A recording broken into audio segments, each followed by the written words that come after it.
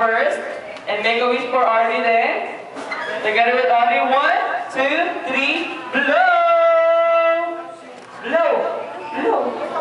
Very good. Harder! Blow! Hala, baka mapas... And blow! Blow! Ayan. Winner! Alright, palakpakan naman natin si Audrey. At the count of 3, let's shout, Happy birthday, Audrey! Ready? 1, 2, 3, go! Happy birthday, Audrey! Hindi niya rin mahina. Ulitin natin. Happy birthday, Audrey! Ready? 1, 2, 3, go! Happy birthday, Audrey! Alright, this time, ano pong wish ni Mommy for Audrey? Wish na lang ang galing sa dada niya, sana daw maging matangos ang ilong ni Baby Audrey. Maging healthy always.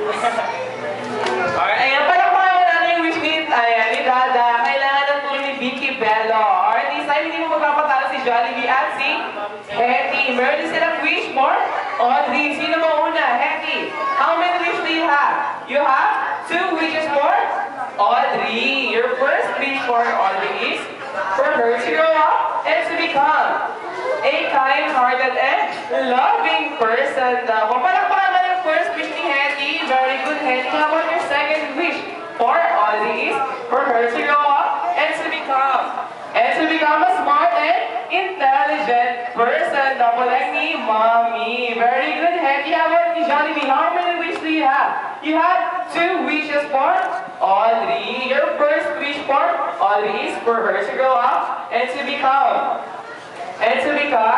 a God-fearing person daw po. Very good, Jollibee. How about your second wish for Audrey is for her to grow up and to become a traffic enforcer. Ano ba yan, Jollibee? Sayang mo sa potela ba? Ano yan? Mali. Alright, mali. Your second and last wish for Audrey is for her to grow up and to become a big, happy, and jolly person, just like on other lives. Meet Hetty and ni Jollibee. Of course, palakpakan yung mga wishes ni Jollibee. Very good, Jollibee. This time, kids, gusto niyo ba makita ng lumipad si Jollibee? Ayan. Gusto niyo ba makita ng lumipad si Jollibee? Yes. So, bago yun, lahat ng bata, upo muna. Ayan, lilipad na si Jollibee.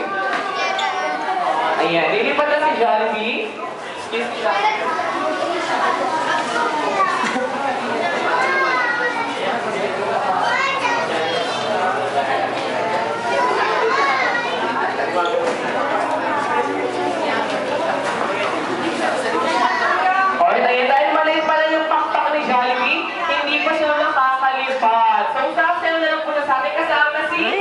Hetty, but before that, ano kailangan yung Jollibee and Hetty?